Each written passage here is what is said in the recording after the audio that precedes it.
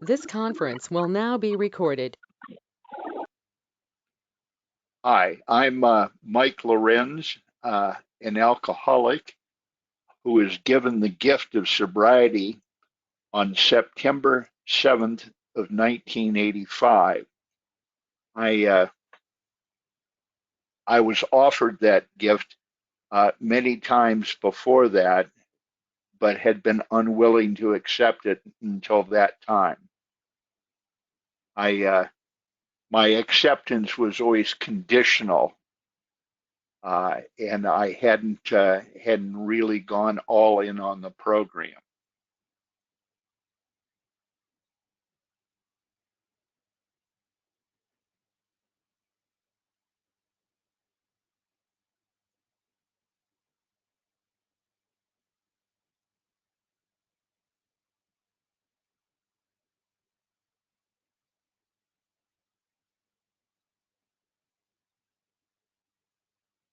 I grew up in a small Midwestern United States university town, uh, middle class parents, and there was no alcoholism in my immediate family. I didn't seem to have any troubles with alcohol until I got into high school here, and then my drinking looked like it was part of the normal social scene at that time and didn't draw undue attention for the most part. From time to time, I would have an escapade uh, that would call my normality into question.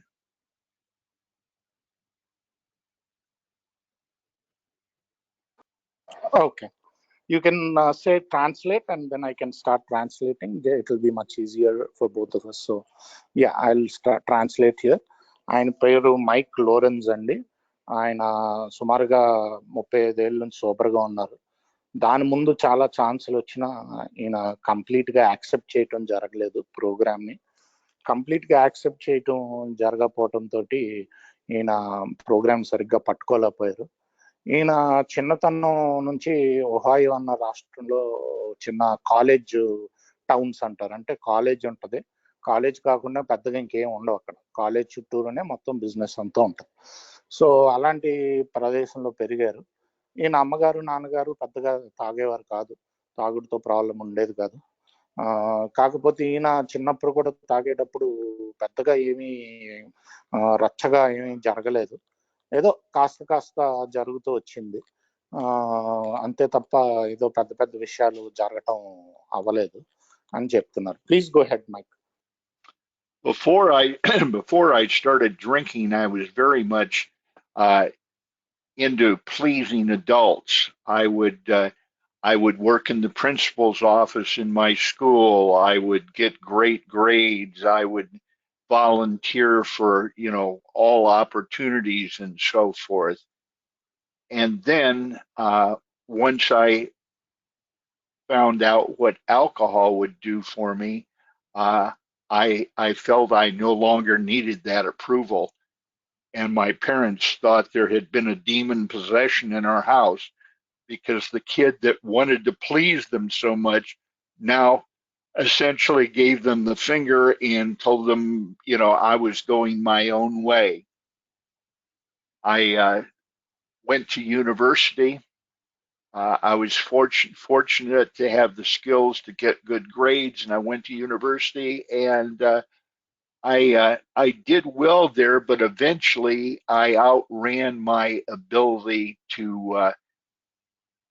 use my intelligence to make up for what alcoholism was starting to take away from me. I'll pause there. Thank you. So ఈయన చిన్నప్పటి నుంచి ఒక ఇదేంటంటే అదే పెద్దవాళ్ళని మెప్పించడానికి ప్రయత్నిస్తూ ఉండేవారు. ఈయన ప్రిన్సిపల్ ఆఫీస్లో వెళ్ళి పనిచేయటం. సో అందరూ పెద్దల్ని మెప్పించే అవసరం ఉంటే ఒకసారి తాగుడు మొదలయ్యాక అవసరం లేకపోయింది, ఎవరినైనా మెప్పించాలి.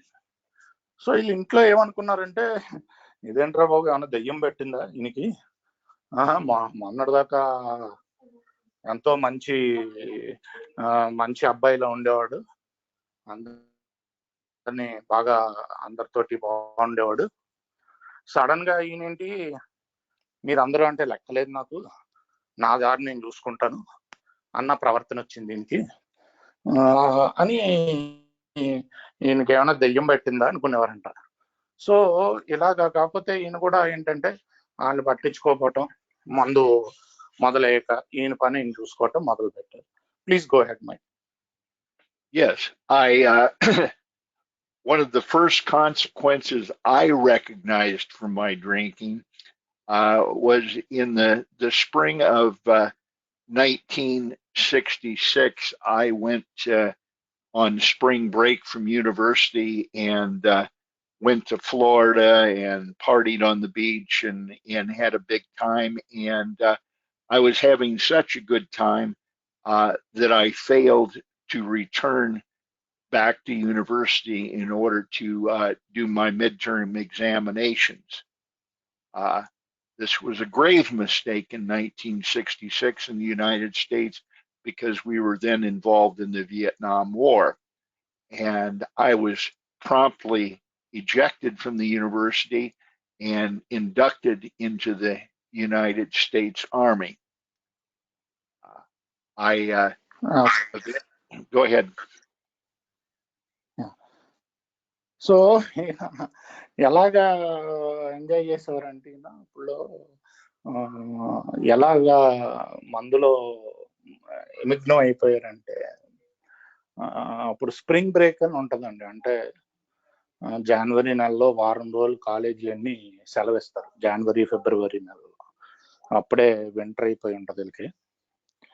స్ప్రింగ్ బ్రేక్ కి మొత్తం కాలేజ్ వాళ్ళందరూ ఒక బీచ్లకి వెళ్ళిపోతారు హాలిడేకి. సో అలాగే ఈయన ఫ్లోరిడాలో ఒక బీచ్కి వెళ్ళిపోయాక ఆ హాలిడేలో ఎంత నిమగ్నం అయిపోయారంటే ఈయన వెనక్కి రాలేదు కాలేజీకి ఆ వారం అయ్యాక కూడా. కాకపోతే అదే సమయంలో అమెరికా దేశం వియట్నాం వార్లో ఉండింది, వార్ జరుగుతుంది, యుద్ధం జరుగుతున్నప్పుడు కాలేజ్ వాళ్ళు ఇదే అవకాశం కింద తీసుకుని ఈయన కాలేజ్ నుంచి తీసేసి డైరెక్ట్ గా యుద్ధాన్ని పంపించారు, ఆర్మీలో.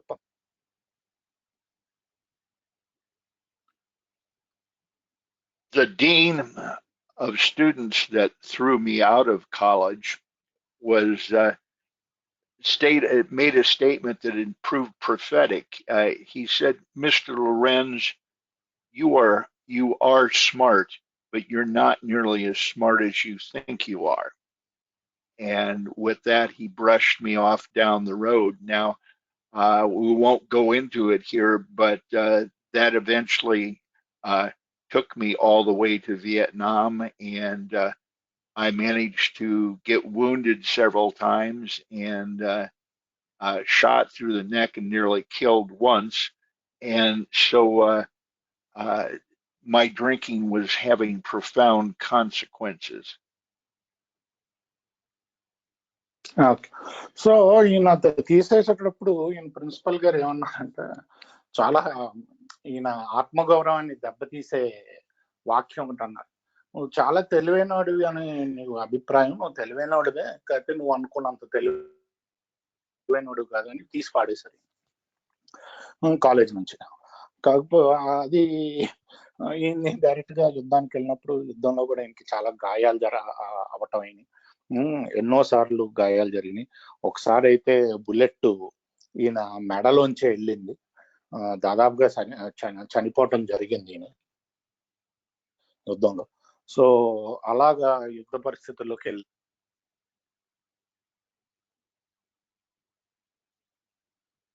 Fortunately, I survived the war and returned to the United States and returned to the university with a somewhat chastened attitude. However, alcohol was now even a larger part of my life, and beginning to encounter some drug use as well. I did manage to graduate, and I moved on to after I worked in a family business for a couple of years, and then moved on to a career with a large corporation. So యుద్ధం నుంచి నా వెనక్కి వచ్చారు. మొత్తానికి బతికి బయటపడ్డారు యుద్ధం నుంచి.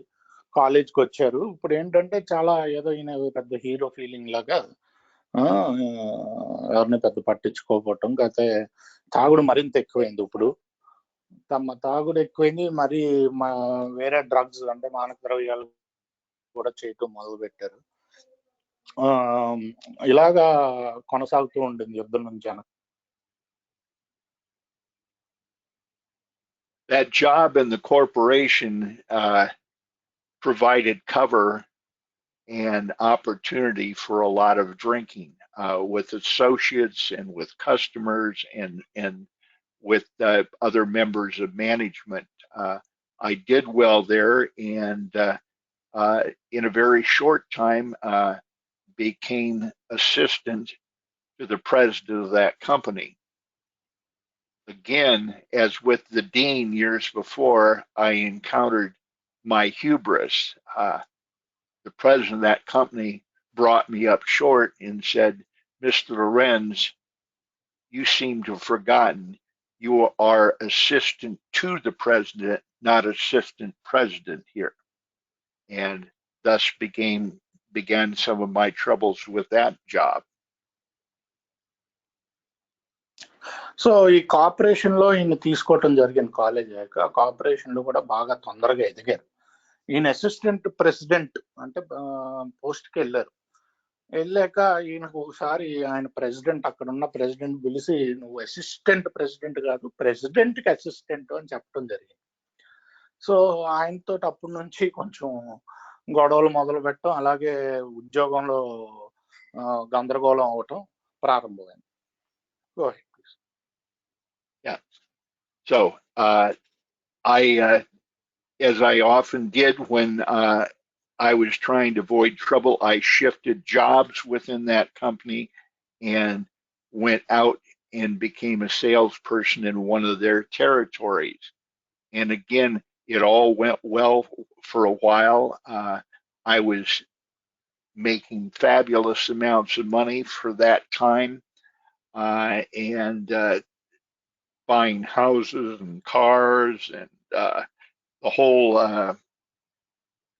the whole package that goes with excess money.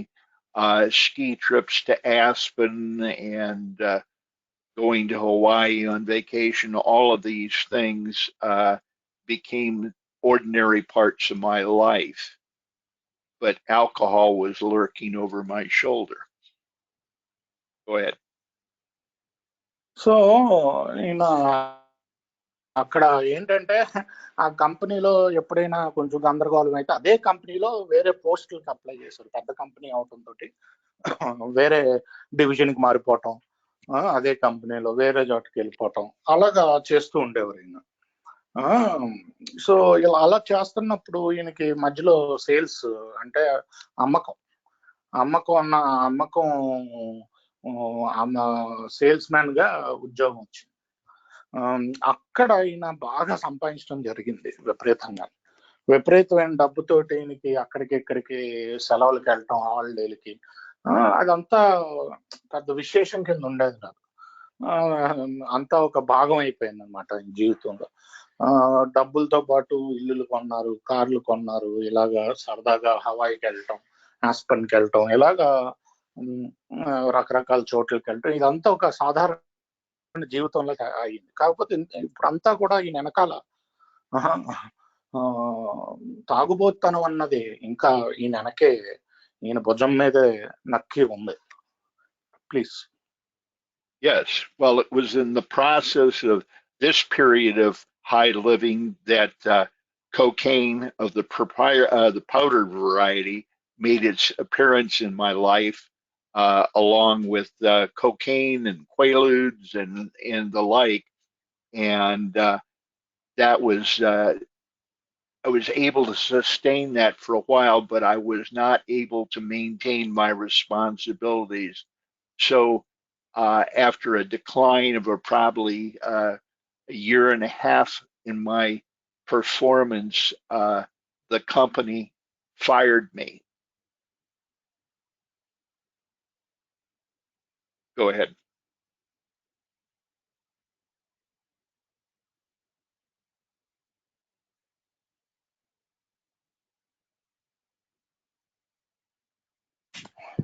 Yeah, sorry, I was not able to unmute for a second.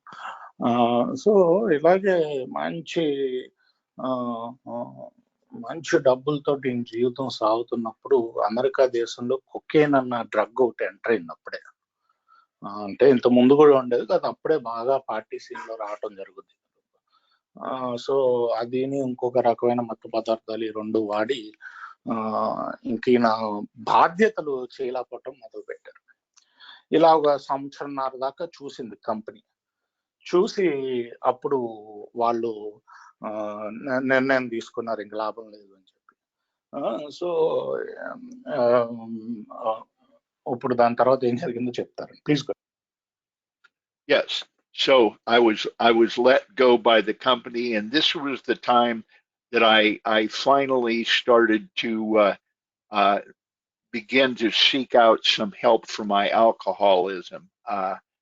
At this stage of the game, I was still trying to negotiate. Maybe I can, I'll just stop doing the cocaine, but I can keep doing the alcohol or some combinations of that. And of course, as we all know, none of those work. And bit by bit, my life was disintegrating. The houses were taken away. The cars were one by one taken away. And instead of my luxury car, I've got an old used car that I'm struggling along. And eventually, I find myself living with a woman, really living off that woman because she had a good job and we both were pretending that I was just having temporary troubles and I would be back in the big time any day now. And this was the kind of began the final plunge that took me to sobriety. Go ahead, Karthik. So ఇలాగే ఉద్యోగం పోయాక ఈయన ఏమనుకున్నారంటే, మొత్తం ఈయన అంగీకరించలేకపోయారు ఈయన తాగుబోతు అప్పుడు కూడా. ఈయన సరే ఈ కొకేన్ అన్నది ఆపేద్దాం, ఇది మనకి పడట్లేదు, తాగుడు ప్రాబ్లం కాదు నాకు అని అది ఆపిన ఈయన తాగుడు మటుకు ఆగట్లేదు. అలాగే మొత్తం ఉద్యోగం పోయి, ఇంకా కార్లు పోయి, ఇల్లులు పోయి, ఇలా జరుగుతున్నప్పుడు ఫైనల్ గా ఒక అమ్మాయితో పాటు ఉండేవారు, కాకపోతే అమ్మాయి మీద ఈయన ఆధారపడేవారు. అప్పుడు ఇద్దరు కూడా ఏమనుకున్నారంటే ఇది ఏదో టెంపరీగా జరిగే దురదృష్టం, ఈయన మళ్ళీ వచ్చేస్తాడు సీన్ లోకి, మళ్ళీ డబ్బులు సంపాదించడం మొదలు పెడతాడు, ఇదేదో తాత్కాలికంగా జరుగుతుంది, తాత్కాలికంగా జరిగేదానికి అంత ఇది అవ్వక్కర్లేదు అన్న భావనలో ఉండేవారు.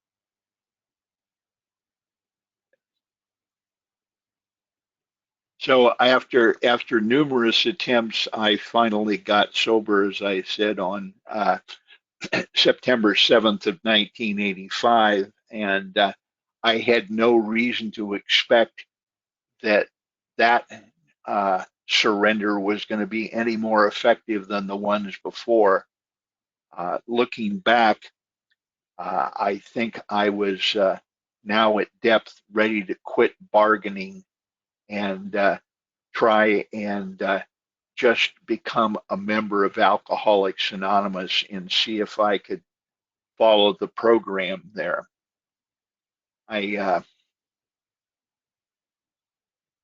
I thought. సో ఏంటంటే ఈయన ఏంటంటే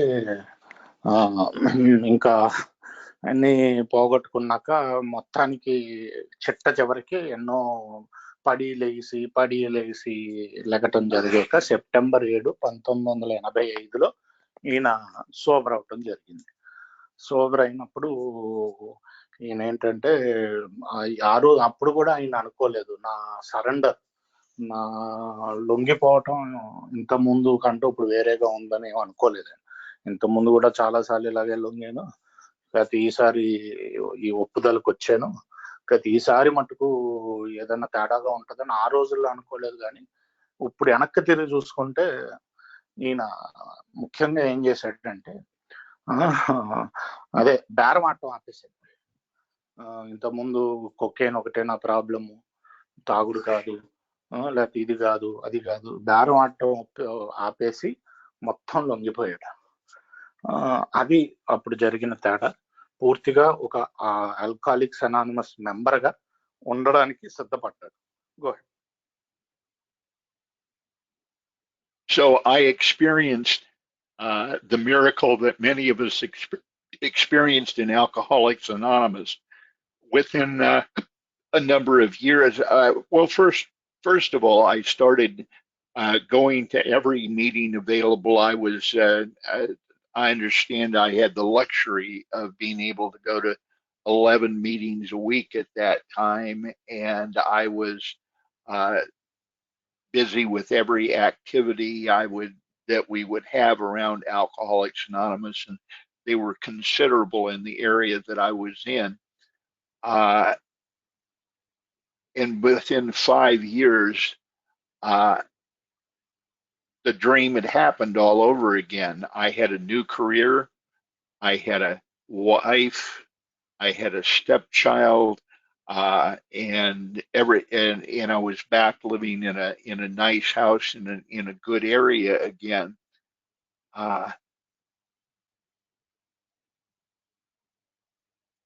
okay.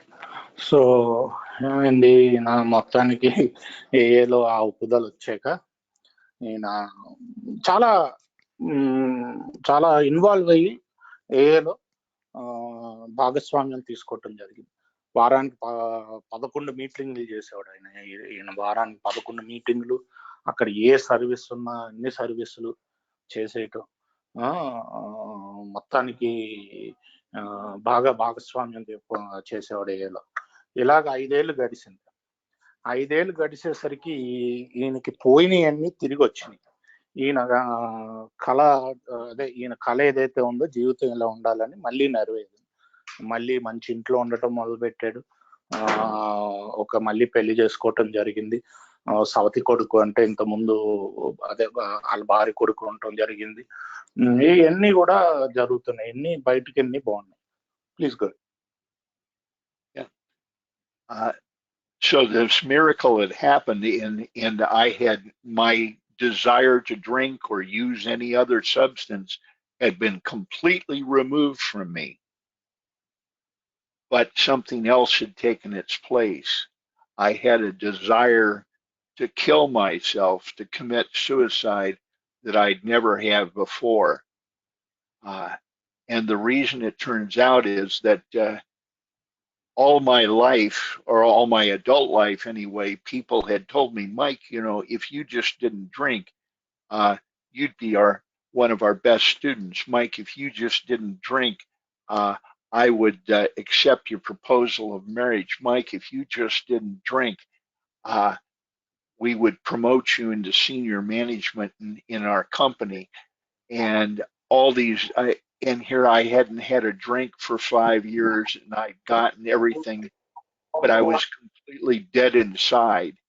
And I thought it must be that there's something else is wrong, that Alcoholics Anonymous really isn't working for me. So ఈయన 5 ఏళ్ళు అయ్యాక ఈయనకి ఎప్పుడో అంటే తాగాలని కోరిక తీసివేయటం జరిగింది. తాగాలని కోరిక అన్నది తీసివేయటం జరిగింది. ఆ కోరిక స్థానంలో నన్ను నేను చంపుకోవాలి, ఆత్మహత్య అన్న కోరిక బలపడుతూ వచ్చింది. అప్పటికే అందరూ నువ్వు తాగపోతే నేను పెళ్లి చేసుకుంటాను అన్న ఆవిడ, ఇప్పుడు ఎవరైతే భార్య కింద మారారో ఆవిడ అంటాం, ఈయన తాగకుండా ఉంటాం. ఆఫీస్లోనేమో నువ్వు తాగకుండా ఉంటే చాలు, నేను ప్రమోట్ చేస్తాం అంటాం, ఈయన తాగకుండా ఉంటాం. ఇలాగా తాగకుండా ఉంటే ఎన్ని జీవితంలో రావటం వచ్చింది. కాకపోతే లోపల మట్టుకు ఈయనకి తాగుడు ఆపేసినా సరే లోపల మట్టుకు ఈయన చచ్చిపోదాం అన్న కోరిక బలపడుతూ వచ్చేసింది.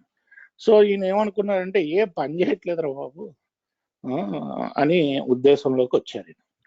Go ahead. So little did I know, with 5 years away from alcohol and drugs, that I was, and constantly going to AA meetings, that I was dying of untreated alcoholism right in the middle of Alcoholics Anonymous. And my passion ever since my being saved has been to help others that have come up and need to make that second surrender and actually do the program of Alcoholics Anonymous and live the program of Alcoholics Anonymous, as opposed to just talk about it. I travel fairly frequently in Alcoholics Anonymous, and where I go, I always look for that face of desperation in the crowd, the person that's sober but dying inside. They're sober in the sense that they don't have alcohol or drugs in their system, but they're desperate out there, and they don't understand why they're still hurting at the level they do. These are the people I love. So ఈయన అప్పుడు అర్థమైంది ఈయనకి ఏంటంటే, బాబు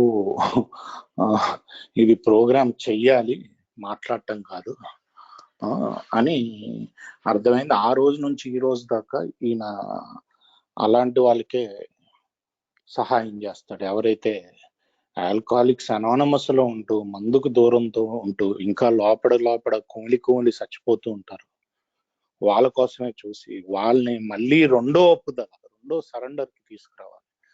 ఇదేంటంటే నేను alcoholics anonymous ని జీవిస్తాను, చెప్పటం కాదు, జీవితం కింద చేసుకుంటాను అన్న సరెండర్కి. సో ఆ సరెండర్ తీసుకురావడానికి ఈయన చూస్తూ ఉంటాడు. ఈ రోజు కూడా అలాంటి వాళ్ళని ఈయన ప్రేమిస్తాడు. ఈయన చాలా ఊర్లు వెళ్ళి చాలా చోట్ల చెప్పటం జరిగింది. కాకపోతే ఎప్పుడు ఆ జనాల్లో ఎవరైతే ఇలా ఉంటారో సోబర్గా ఉండి ఆ మొహంలో ఆ బాధ, ఆ తాపత్రయం, బాగుపడాలన్న తాపత్రయం కనిపిస్తుందో వాళ్ళకి మెసేజ్ పాస్ ఆన్ చేసి వాళ్ళని బయటకు తీసుకురావడానికి వాళ్ళనే ఇంకా ఈ రోజు కూడా ఆయన ఎక్కువ ప్రేమిస్తారు. Please go. Yeah, it turns out that this point of sober desperation was a turning point for me that set me on the path that I followed until today. My life was saved by the person that I disliked the most in Alcoholics Anonymous. I thought he was stuck up and way too much into the big book and all of this stuff, and just really didn't have any use for him. But higher power has a sense of humor, and so he used my bad attitude and jealousy to trap me into further recovery. And so I went to that man's home group to prove that he was a liar, a phony, and a fake. And I came back again and again and again and had my life saved. Go ahead. Yeah. So ఈయన ఎవరైతే ఈయనకి నచ్చేవారు కాదో ఏలో ఈ రెండోసారి ఈ నిరాశ వచ్చినప్పుడు, విపరీతమైన నిరాశ, విపరీతమైన ఆందోళన వచ్చినప్పుడు అదే టైంలో ఈయనకి ఒకళ్ళు అస్సలు ఎప్పుడు నచ్చేవారు కదా. ఇదో ఊరినే బిగ్ బుక్ గురించి మాట్లాడుతూ ఉంటాడు, బిగ్ బుక్ లో చెప్తూ ఉంటాడు, ఇదో పెద్ద అబద్ధాలు కోరు, బయట ఎలా ఉంటాడు, చెప్పటం ఏవో చెప్తూ ఉంటాడు అని అనుకునేవారు ఈయన. సో దేవుడు కూడా విచిత్రంగా చేస్తాడు, దేవుడు కూడా జోకులు బాగా వేస్తాడు మనతోటి. అందుకని అదే వ్యక్తి ఈయన ఈయన గొయ్యలోంచి బయటకు రావడం జరిగింది. సో ఈయన ఏం చేసేవాడు, సరే ఈయన్ని అందరి ముందు ఈయన అబద్ధాలు కోరని నిరూపిద్దాం, ఈయన చెప్పేది ఒకటి చేసేది ఒకటి అని నిరూపిద్దాం అని ఆయనకు హోమ్ గ్రూప్ కి వెళ్ళటం జరిగేది, అక్కడ నిరూపిద్దాం. అలాగా వెళ్ళి వెళ్ళి వెళ్ళి ఈయన మారటం జరిగింది. సో అది దేవుడు వింత నాటకాలు దేవుడి ఇలాగే ఉంటాయని చెప్తున్నారు. That man is alive and sober today, and recently I got to see him celebrate 56 years of continuous sobriety. So one of the things that happened in that home group is that we were focused on working the steps of Alcoholics Anonymous as the program of Alcoholics Anonymous. And part of the way that group brought me in and welcomed me was through the use of our 10th step. The 10th step, while it's a very important tool for me, it's a wonderful 12-step tool to make people part of a group. We will, when newcomers come to the group, we will make them part of what we call a 10th step circle. In other words, when we 10th step with each other, we not only do I talk to my sponsor or other sober friends, but I will also reach out to the newest member of that group or the newest member in my circle and tell them what stupid thing the old guy did today. Go ahead. Excellent. So ఇదేంటంటే ఆ group ముఖ్యంగా ఆయన ఎలా మార్చింది అంటే, ఆ group లో ఎక్కువ స్టెప్స్ చేయటం మీద ప్రాధాన్యత ఇచ్చేవారు. అక్కడ ఒక ఆచారం ఉండేది, 10 స్టెప్ సర్కిల్ అని అనేవారు. అంటే 10వ సోపానం సర్కిల్. సో దాంట్లో ఏంటంటే కొత్తగా వచ్చిన వాడికి ఆ సర్కిల్లో కొత్తగా ఎవరైనా వస్తే పాత వాళ్ళు మామూలుగా స్పాన్సర్ తోటి మాట్లాడుకుంటారు, వాళ్ళు 10th స్టెప్ గురించి ఇతర మిత్రులతోటి మాట్లాడుకుంటారు. కాకపోతే ఖచ్చితంగా కొత్త వాడికి కూడా ఈ పాతవాడు, ఈ ముసలాడు ఏమేం తప్పులు చేశాడు, ఆ రోజు ఎలాగా పిచ్చిగా ప్రవర్తించాడు అన్నది ఆ వ్యక్తితోటి, కొత్త వ్యక్తితోటి షేర్ చేసుకోవటం జరుగుద్ది. సో ఇలాగా ఈ పద్ధతిలో ఈ 10 స్టెప్ సర్కిల్ ఉండేది ఆ గ్రూప్ లో. Please go ahead. That old timer that I disliked so much and I were having a cup of coffee one day, not long after I'd come to the group, and Gary said to me, he said, Mike, I need to 10 step with you. I was dishonest at work this morning. He told me what he'd done at work that was dishonest, and he said, and he went through all that. He wasn't asking for my advice. He was demonstrating to me that he was living by these principles too. That he'd already gone to his boss and admitted his dishonesty. He talked to his sponsor, and he asked God for help and forgiveness in this situation. And so I got to see that this was not just meeting talk, but a way of life that would provide a foundation for me to live in an honest fashion. Go ahead. So అలాగా ఈయన మొదటి meeting లోకి వెళ్ళినప్పుడు, కొత్తలో వెళ్ళినప్పుడు ఆ 10 step సర్కిల్లో పాత ఆయన ఈయనతోటి, మైక్ నీతోటి నేను పంచుకోవాలి నా 10 స్టెప్ ఈరోజు అని చెప్పి, నేను ఈరోజు నా పనిలో అబద్ధం చెప్పాను, నిజాయితీగా లేను, అని పంచుకోవటం మొదలుపెట్టి, అంటే ఈయనతో పంచుకోవటం, ఈయన సలహా కోసం పంచుకోవటం, ఇంకో మనిషితో పంచుకోమన్నారు కాబట్టి పంచుకోవటం మొదలుపెట్టి, నేను ఈరోజు నిజాయితీగా లేను. అది నేను ఏం చేశానంటే, దాని తర్వాత వెళ్ళి బాస్ దగ్గర ఒప్పుకున్నాను నేను నిజాయితీగా లేదని, దేవుణ్ణి క్షమాపణ అడిగాను నన్ను మన్నించమని అని ఈయనతోటి చెప్పడం జరిగింది. అప్పుడు ఈయనకు అర్థమైంది ఏంటంటే, బాబు ఇది నోట్తో మాట్లాడేది కాదు ప్రోగ్రాము, మనం చెయ్యాలి, ఇది చెయ్యాల్సిన ప్రోగ్రామ్ అని ఈయనకు అర్థం అవటం జరిగింది. Please. So I'd confused because I was just listening to meeting talk for a lot of years. I had believed always that the 10th step was something I did at night before I went to bed and so forth. And there certainly is an end of the day review. But the 10th step, as we are to practice it, is like a spiritual antivirus program. It's something that I practice constantly through the day as I go along. And then I will do a summation perhaps at the end of the day. But it's really important for me to be aware and conscious of how I'm moving through the world and the effect I have on people. One of the images that was given to me that I use is if I'm out in my neighborhood walking my dog and my dog takes a crap on my neighbor's lawn, I can what should I do? Do I immediately pick it up and wave to the neighbor and smile and move on? Or do I tell that neighbor, well, fortunately, I'm part of a spiritual program, and so I'm going to think about this tonight. And if I decide my dog shouldn't have crapped on your yard, I'll come back tomorrow and pick it up.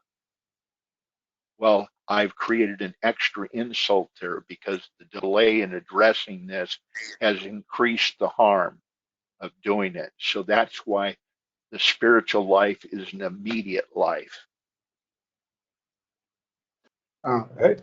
So ఈయన ఇంత ముందు మామూలు మీటింగ్లకి వెళ్ళేటప్పుడు ఏదో షేరింగ్లు వినేవారు, కానీ ఈ మీటింగ్కి వెళ్ళటం మొదలు పెట్టాక ఈయనకి ఇది ఎలా జీవించాలి అన్నది అర్థమైంది. ఎందుకంటే మామూలుగా ఈయన ఏమనుకున్నారు అంటే, 10వ సోపానం అంటే రాత్రి రాసుకుంటాం రివ్యూ అని చెప్పి. కాకపోతే ఇక్కడ అర్థమైంది ఏంటంటే, 10వ సోపానం అంటే ప్రతి క్షణం జీవించాలి మనం 10వ సోపానంలో.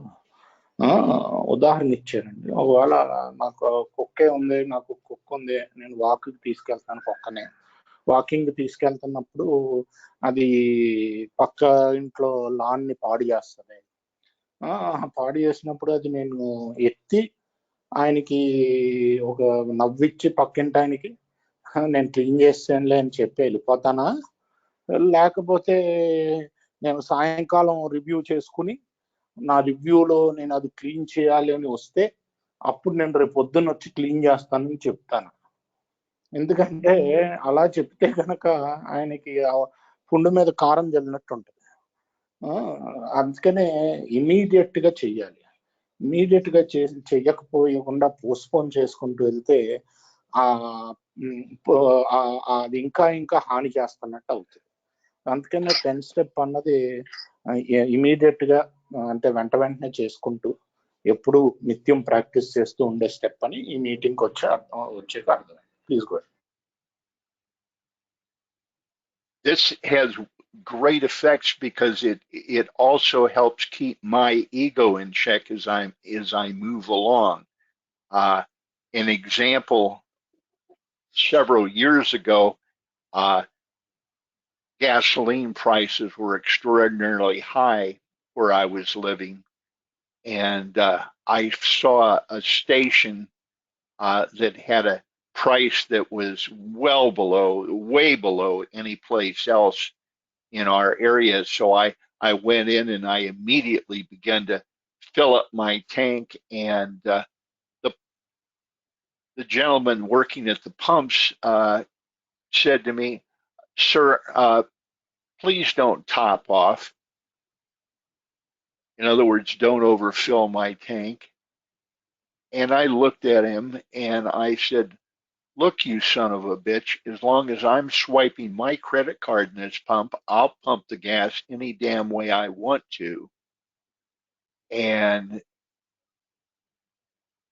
I knew before the words had left my mouth that I'd been extraordinarily rude and I had no business talking to this guy this way. So I immediately apologized to him, telling him that I was frightened about the high prices and I'd lost my mind temporarily. And please forgive me for speaking to you so uh, rudely. And then as I drive away, I get on my phone and I'm calling the newest guy that I'm working with and saying, "You won't believe what an idiot your sponsor is." And I just explained to him what I'd done there at the station. And then, of course, I called my sponsor later. And as I went through my day, we also made arrangements to see if we could stop by a halfway house and talk to some alcoholics that evening before our meeting. Uh, go ahead. So ఈయన ఉదాహరణ ఇంకోటి ఇస్తున్నారండి. కొన్ని సంవత్సరాల క్రితం petrol ప్రైజులు బాగా పెరిగిపోయినాయి ఈయనుండే ప్రదేశంలో. సో రోజు కారు తోలుతుంటే ఒక పెట్రోల్ బంక్ లో ఈయన ఆ ప్రైస్ చాలా తక్కువ ఉండటం చూశారు.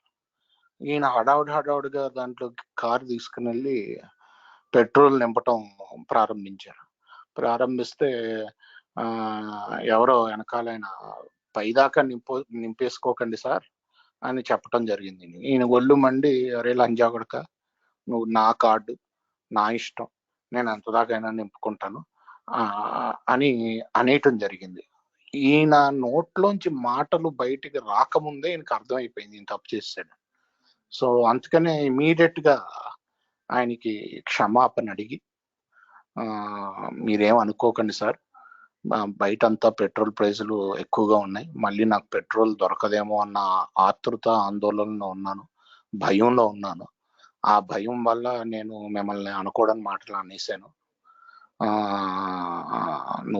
మీరేమనుకోకండి, తప్పు నాది అని ఆయన క్షమాపణ చెప్పి కారు ఎక్కి వెళ్ళిపోతున్నప్పుడు ఇమీడియట్ గా అప్పుడు ఈయనకి కొత్తగా వచ్చిన స్పాన్సర్కి, కొత్త మెంబర్కి ఫోన్ చేసి, అరే నీకు స్పాన్సర్ ఎంత పిచ్చాడో తెలుసా, ఇలా చేశాడు ఈరోజు అని ఆ 10th స్టెప్ పంచుకుని, ఈయన ఎలాగా తప్పు చేశాడు, అది ఎలాగా క్షమాపణ చెప్పాడు అన్నది పంచుకుని, దాని తర్వాత స్పాన్సర్ ఖచ్చితంగా చెయ్యాలి కాబట్టి చేసి స్పాన్సర్తో పంచుకుని, స్పాన్సర్ ఈయన మీటింగ్కి వెళ్ళే ముందు అక్కడ హాఫ్వే హౌస్ లోనే ఉంటాయండి, అంటే రీహాబ్ ట్రీట్మెంట్ సెంటర్ లాగా అనుకోండి. అంటే ఇంకా స్వాతంత్రం ఎక్కువే ఉంటుంది, బయటకు అది వెళ్ళి పని చేయొచ్చు హాఫ్వే హౌస్ అంటే. సో జైలుకి సొసైటీకి మధ్యలో లాంటి. సో ఆ హాఫ్వే హౌస్ కిలో వెళ్ళి వీళ్ళు కొత్త తాగుబోతు మిత్రులతోటి వీళ్ళ అనుభవాలు పంచుకోవడానికి అపాయింట్మెంట్ పెట్టుకుని, ఆయన స్పాన్సరు హాఫ్వే హౌస్కి వెళ్ళి అక్కడ అదే పంచుకుని, అంటే కొంచెం సర్వీస్ కూడా చేసుకుని మీటింగ్కి వెళ్ళారంట. Please go head. Yes. So the instructions for step 10 are found in the middle of page 84 in the book Alcoholics Anonymous. And I won't go through them, read it to you. But the first instruction is that I should continue to watch. And what am I supposed to be watching? It says I should watch for selfishness, dishonesty, resentment, and fear. I find that almost every bad act that I've ever performed was driven by fear of some sort. And so I continue to watch. I'm not watching you, I'm supposed to watch me. And the little memory jogger that I was given in the beginning to help me to start the process of doing this was simply a little, What am I thinking? What am I feeling? What am I about to do? What am I thinking? What am I feeling? What am I about to do? See, I'm trying to prevent harm, me doing harm. I'm trying to prevent having to make more amends and move through the world with a consciousness that I treat other people and situations with respect. Go ahead. So ఈయన మన 10వ సోపానానికి ఎలా చేయాలి అన్నది English పుస్తకంలో page number 84లో మధ్యలో ఉంది. ఇప్పుడు అది చదవలేదు ఈయన. కాకపోతే ముఖ్యంగా ఏం చెప్తారంటే అక్కడ ఐ కంటిన్యూ టు వాచ్ అంటే నన్ను నేను ఎప్పుడు పరిశీలనలో పెట్టుకుంటాను, నన్ను నేను చూసుకుంటూ ఉంటాను. కంటిన్యూస్ గా అంటే నిరంతరం. సో నిరంతరం నన్ను నేను చూసుకుంటూ ఉంటాను. దేనికి చూసుకుంటూ ఉండమని చెప్పారంటే స్వార్థము, క్రోధంతో కూడిన ఆవేశము, రిజెంట్మెంట్, భయము, నిజాయితీ లేకపోవటము. ఈ 4 ఎప్పుడు నా మైండ్ లో ఇవన్నీ కనిపిస్తున్నాయా లేదా అని చూసుకుంటుండే. పక్కన వాళ్ళు చూడమని చెప్పలేదు. పక్కన వాళ్ళు ఎలాగైనా ఉండొచ్చు, అదే పక్కన వాళ్ళు చూడమని చెప్పలేదు. మనం పక్కన పరిస్థితులు బట్టి మన మైండ్ ఎలా పనిచేస్తుంది అన్నది చూసుకుంటూ ఉండమని చెప్పుద్ది 10th స్టెప్. ఇది నాకు వచ్చినప్పటి నుంచి ఆ గ్రూప్ కి అలవాటు చేశారు. నాకు ఏమనిపిస్తుంది అంటే ఈరోజు నేను ఎప్పుడు తప్పు చేసినా, ఎప్పుడు బయటికి తప్పుడు ప్రవర్తన వచ్చినా బయటికి ముఖ్యంగా భయం అన్నది, ఏదో ఒక రకమైన భయం అన్నది దాని వెనకాల ఉంటది. ఆ భయం వల్లే నేను ఏదోటి తప్పు చేస్తూ ఉంటాను. సో అది నేను చూసుకుని నేను దాన్ని ఆ పుస్తకంలో ఇచ్చినట్టు నేను ప్రాక్టీస్ చేసుకుంటూ ఉంటాను నిరంతరం అని చెప్తున్నారు. Yes please. Yes. So the instructions here are when those things crop up, the selfishness, dishonesty, resentment, and fear, it gives me a path to follow. It says, I ask my God at once to remove them. And I've got a note here on the site. It means I ask at once, not that I demand they be removed at once. And then I should discuss things with someone immediately. I make amends quickly if I've harmed anybody, and then I resolutely turn my thoughts to somebody I can help. This is the place where love and tolerance of others is our code appears for us. So all of this is supposed to happen at once, immediately, quickly, and resolutely tells me that I'm supposed to approach this with some real attention, make this a piece of business, and get after it right away. So మన అదే పుస్తకంలో page number 84 English version లో ఇది ఇలా చూసుకోమని చెప్పగానే ఒకవేళ ఈ వస్తే ఏం చేయాలో చెప్పాను. ఈ రాగానే ఇమ్మీడియట్ గా అంటే వెంటనే దేవుణ్ణి తీసేయమని అడగాలి. అక్కడ నా నోట్ కూడా రాశారు, వెంటనే తీసేయమని అడగాలి తప్ప తీసేయమని డిమాండ్ చేయకూడదు అని చెప్పి. తీసేయమని అడగమన్నాడు అంతే, ఆయన తీస్తాడో లేదో ఆయన ఇష్టం. అది సో మనం వినయంతో అడగాలి అని ఇది నేను యాడ్ చేశాను. దట్ ఆయన అదే బేసిక్ గా అలా అది గుర్తుపెట్టుకోవాలి, డిమాండ్ చేయకూడదు. దాని తర్వాత ఒకవేళ వెంటనే ఎవరితో అయినా మాట్లాడాలి ఇలా జరిగింది అని చెప్పి, ఫోన్ చేసి డిస్కస్ చేయాలన్నమాట. ఒకవేళ అమెండ్ చేయాల్సి వస్తే అంటే క్షమాపణ కానీ లేకపోతే ఆ ప్రవర్తన మార్చుకోవటం కానీ చేయాల్సి వస్తే అది కూడా వెంటనే చేయాలి.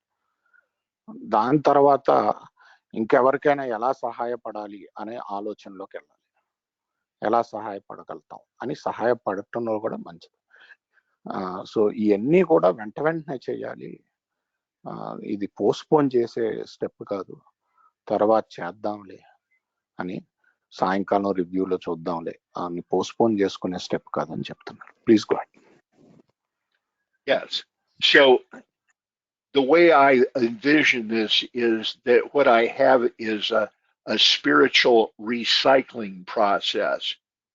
What happens is I go out in the world with good intentions. I usually have good intentions. I don't want to hurt anybody, but in the process of me being me and me being human, I make mistakes. Well, if I put those mistakes and ill behavior into this process, it gets recycled into something that can be useful to others, because the last instruction is that I resolutely turn my thoughts to someone I can help. And I've also, by sharing these with the new people and other people as I go along, uh, it's an exercise in ego reduction, and it's also helpful to that new man to see that he or she isn't the only one struggling here, that we all struggle no matter how much time we have. And that if we just follow these simple guidelines, that we can have a much better result of this. We can first of all prevent the eruption in the first place because I'm watching for it. I tell myself, who am I taking into this business meeting today? Am I upset? Am I afraid? Am I concerned? And so forth. Uh, I gotta watch myself and know who I am today. And if and when I do these things, I often don't commit the offense in the first place. And if I somehow do, then I have a means of going about setting it right. And by sharing this with others, I can be helpful to them as they are helpful to me. Go ahead. So ఈ పదో సోపానం practice చేస్తూ ఉండటం వల్ల ముఖ్యంగా ఏంటంటే, తప్పు చెయ్యకముందే నేను చూసుకోగలుగుతాను ఇవి వస్తున్నాయో లేదో, నన్ను నేను చూసుకుంటుంటే అవి తీసేయమని అడగగలుగుతాను వస్తే కనుక. సో తప్పు చేయడానికి కూడా అవకాశం తగ్గిపోతూ ఉంటుంది. నేను బయటికి వెళ్ళినప్పుడు ఎవరినో ఇది చెయ్యాలి, ఎవరినైనా హాని చేయాలనే ఉద్దేశాలతో వెళ్ళను. నా ఉద్దేశాలు ఎప్పుడు మంచివే. కాకపోతే నేను ఒక మానవుడిని. సో నేను తప్పులు చేస్తాను. ఆ తప్పులు ఈ రీసైక్లింగ్ ప్రాసెస్ లో పెట్టేసామంటే, ఆ ఇన్స్ట్రక్షన్స్ ప్రకారంగా ఇన్స్ట్రక్షన్స్ ఏం చెప్తాయంటే, ఇమ్మీడియట్ గా వెంటనే ఎవరికైనా సహాయం చేసే ఆలోచనలోకి వెళ్ళిపోమంటాయి. ఎవరికి సహాయం చేయగలుగుతాం అన్న ఆలోచనలో. సో ఎవరికొకరికి సహాయం జరుగుద్ది. నేను తప్పు చేసినా సరే తప్పు నుంచి కూడా మంచి పుట్టుకొస్తుంది. సో దాని తర్వాత ఎవరితో అయినా షేర్ చేయమన్నప్పుడు కొత్త మిత్రుడితో చేస్తే వాళ్ళకు కూడా అనిపిస్తుంది, ఓహో మేము ఒక్కలమే కాదన్నమాట, మేము సాధారణ మానవులు, మా ముందు వచ్చిన వాళ్ళు కూడా సాధారణ మానవులే, వాళ్ళు తప్పులు చేస్తారు అన్న భావనలోకి వెళ్ళటం జరుగుద్ది. సో ఇది ఇలాగా మనం చేయటం వల్ల నేను తప్పు చేసిన తప్పు నుంచి మంచి వస్తుంది. మరియు నేను ఇలాగ పంచుకోవటంతో నా అహంకారం బాగా తగ్గుద్ది. ఈ పదో సోపానంతో నా అహంకారం బాగా తగ్గుద్ది ఇలా పంచుకోవటం వల్ల. నాకు వినయం పెరుగుద్ది అని చెప్తున్నారు. Please go head. Yes. So this step on the running from page 84 over to the middle of page 85 is full of promises. Uh, or if you prefer to say it, they're full of results. The book tells me that if I practice living this way of life, certain things will happen for me, and very beautiful things here. It tells me, for one thing, that I've now entered the world of the spirit. Uh, and I started out not even knowing why I would need to be in the world of the spirit. So I've been transformed. I was living in a world full of spirits of the bottled variety, and now I am living truly in the world of the spirit here. I'll let you take that and translate it before I get on a longer piece here.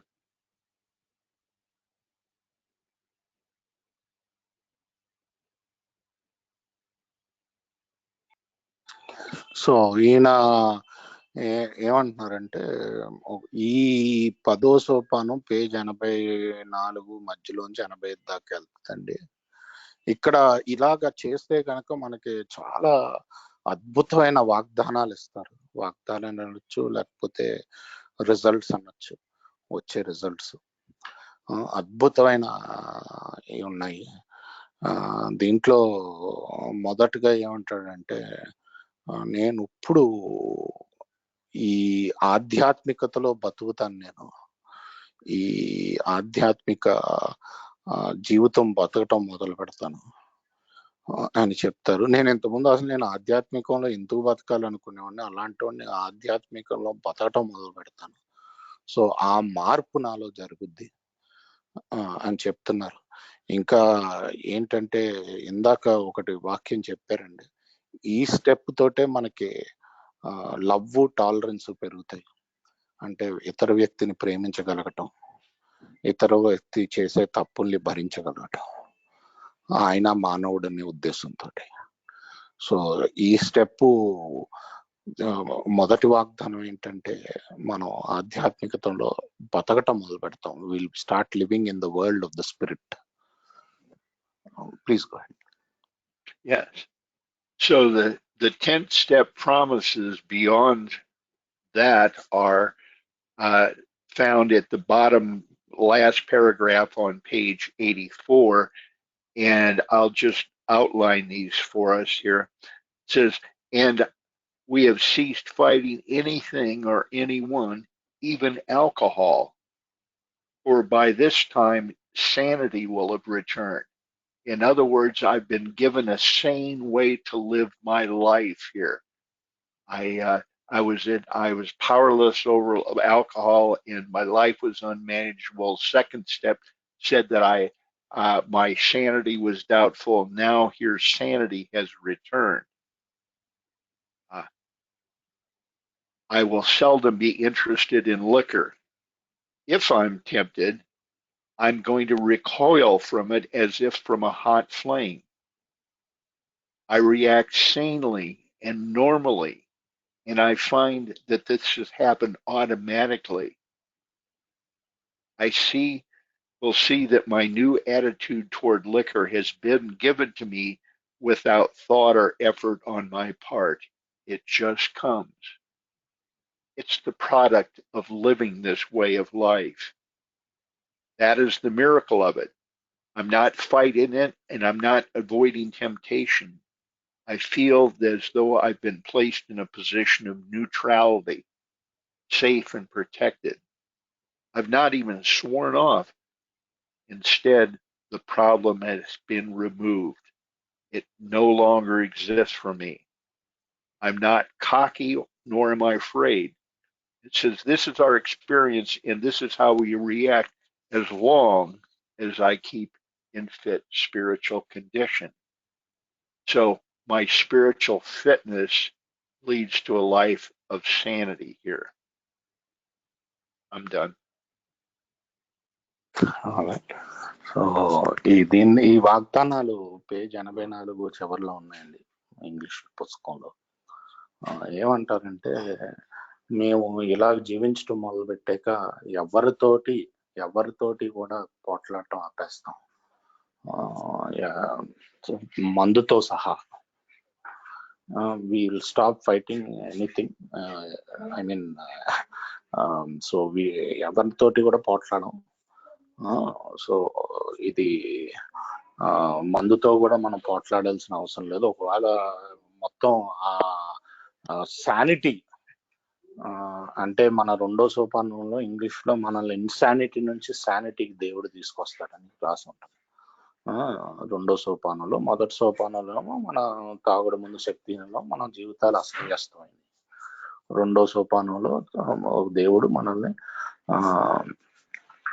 దాదాపుగా పిచ్చి, అంటే English నుంచి తెలుగు చేస్తే పిచ్చిదానం నుంచి మామూలు తత్వానికి తీసుకురావడం. ఆ పిచ్చిదనం నుంచి మనల్ని బయటకు తీసుకొచ్చి ఒక మామూలు తత్వం, నార్మల్సీకి తీసుకొస్తుంది. ఒకవేళ తాగుడు అన్న ప్రాబ్లమ్ తీసివేయబడుతుంది, దాన్ని ఇంకా పోరాటం ఆపేస్తాం మనం తాగుడు. ఎందుకంటే ఎప్పుడైనా మనం ఒకవేళ టెంప్టేషన్ వచ్చినా తాగుదామని దాని నుంచి ఒక అగ్గి నుంచి మనం ఎలా వెనక్కి వెళ్తామో అలా వెనక్కి వెళ్తాం. ఇదంతా ఆటోమేటిక్ గా జరుగుద్ది, మనం ఏమీ చేయక్కర్లేదు. మనం ఇది ప్రాక్టీస్ చేస్తూ ఉంటే అది ఆటోమేటిక్ గా జరుగుద్ది, మన నుంచి ఎఫర్ట్ ఏమీ అక్కర్లేదు. నేను ఇదంతా జరగాలని నేను ఫిట్ స్పిరిచువల్ కండిషన్ లో ఉండాలి, అంటే ఆధ్యాత్మికంగా ఫిట్ గా ఉండాలి. అది ఉండాలి అంటే ఇది ప్రాక్టీస్ చేస్తూ నేను కొనసాగాలి అని అద్భుతమైన ప్రామిసులు. మొత్తం ఒక తాగుబోతుని జీవితం అస్తవ్యస్తంగా నడిపేవాడిని ఒక నార్మల్ పర్సన్ లా తీర్చిదిద్దే స్టెప్ ఇది, ఈ 10వ సోపానం అని చెప్పి ముగిస్తున్నారు.